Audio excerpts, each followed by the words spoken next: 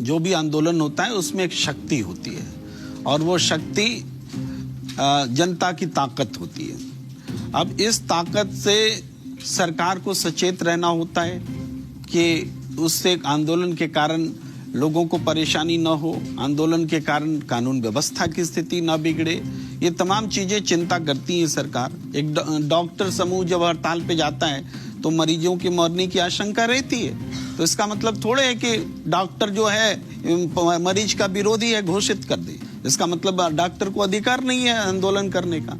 आंदोलन होगा, डॉक्टर अगर आंदोलन पे जाएंगे तो मरीज की मौत होगी, लेकिन इसकी जिम्मेदारी चुनी हुई सरकार की होती है कि वो मरीज की मौत ना हो और डॉक्टर को आंदोलन पे रोके, क्योंकि जनता ने सरकार को चुना है, डॉक्टरों को नहीं चुना है। जनता, ये मूल बात को समझना पड़ेगा। अब है कि आंदोलनकारी का जो पेंट किया जा रहा है कि ऐसे हैं वैसे हैं। देखिए, सबसे पहले सड़क को जाम किसने किया? सड़क जाम तो किसानों ने नहीं लगाया।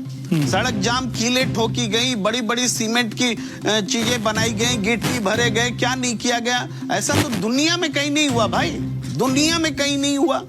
लेकिन ये चीजें हुई, जाम लगाया, सड़क जाम सरकार ने लगाया। सरकार को क्या हक है सड़क जाम लगाने का? भाई पंजाब हरियाणा हाईकोर्ट पूछ रहा है, हक क्या है सरकार को कि सड़क पर जाम लगाए? तो गलत की शुरुआत सरकार ने कर दी। अब वो ट्रैक्टर, अगर उसने तैयारी की कि हम इस बैरिकेड को तोड़ेंगे, तो वो उस ट्रैक्टर में जो भी बदलाव का जिक्र अवधेश जी कर रहे हैं, उस बदलाव के लिए जिम्मेदार सरकार हुई कि वो आंदोलनकारी हुआ? उसने क्यों इस तरह से सीमेंटिंग की बैरिकेड की? उसको क्या हक है सरकार को कि सड़क पर चलने नहीं देंगे, दिल्ली में घुसने नहीं देंगे? दिल्ली क्या किसी के बाप की है? दिल्ली क्या किसानों की नहीं है? क्या आम जनता की दिल्ली नहीं है? और लेकिन दिल्ली में हम घुसने नहीं देंगे, ये कौन सा संकल्प है? ये संकल्प ही अलोकतांत्रिक है। जब आप सरकार जब अलोकतांत्रिक हो जाएगी, सरकार तो बुलडोजर न्याय बोलती है भाई। बुलडोजर से किसी को कुछ भी कर लो। आप रिपोर्टिंग कर रहे हैं, आपकी रिपोर्टिंग अगर अगेंस्ट में होगी सरकार की, तो सरकार जाके आपका बुलडोजर से घर गिरा दे सकती है।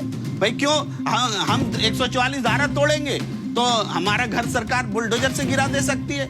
क्यों आप पूछ नहीं सकते? बुलडोजर न्याय है। जब सरकार जब बुलडोजर न्याय को न्याय बताएगी तो जनता से क्या आप अपेक्षा करते हैं? जनता तो, आंदोलन तो होता ही है कानून को तोड़ने के लिए। आंदोलन के 144 धारा फॉलो करके आंदोलन होगा कि डिसिप्लिन में आइए, लाइन में लग जाइए और दिल्ली में जाइए।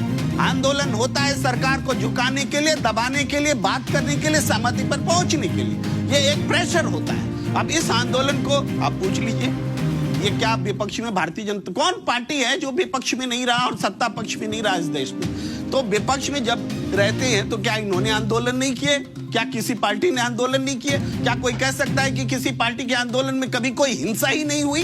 हिंसा भी हुई है और हिंसा को बर्दाश्त भी किया गया है। यहाँ तक कि जेलों में भेज दिए जाते हैं, बहुत सारे मुकदमे दर्ज किए जाते हैं, सारे मुकदमे वापस लेते हैं, इसके बावजूद कि उसका नेचर क्राइम वाला होता है आंदोलन के दौरान। क्यों?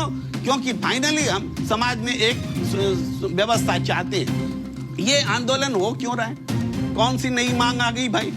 ये सारी मांगे सरकार की मंजूर की हुई मांगे हैं। ये मांग नहीं है, ये तो वादा पूरा करो आंदोलन है। तो वादा पूरा करने के लिए भी आंदोलन करना पड़ेगा क्या? जो आपने कमिट कर दिया कि हम कानून वापस लेते हैं, काला कानून वापस लेते हैं, और उसके बाद में कहा कि अब एमएसपी बनाते हैं। एमएसपी की 37 बैठकें हो गई, उस बैठक के बारे में देश को कुछ पता नहीं है। अब भी कह रहे हैं कि टाइम चाहिए और आंदोलन चाहिए। तो आपको क्या 5 साल के लिए चुनने के बजाय क्या आपको 50 साल के लिए चुना जाएगा?